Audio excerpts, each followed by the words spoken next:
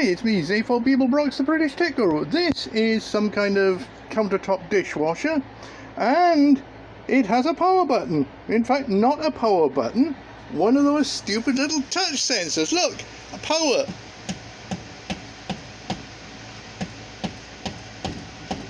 Nothing is happening. No matter how much I beat the darn thing, nothing is happening. Pull the door open, nothing happens. This is why we need bloody push buttons, not these flaming touch screen things that do absolutely sodding nothing.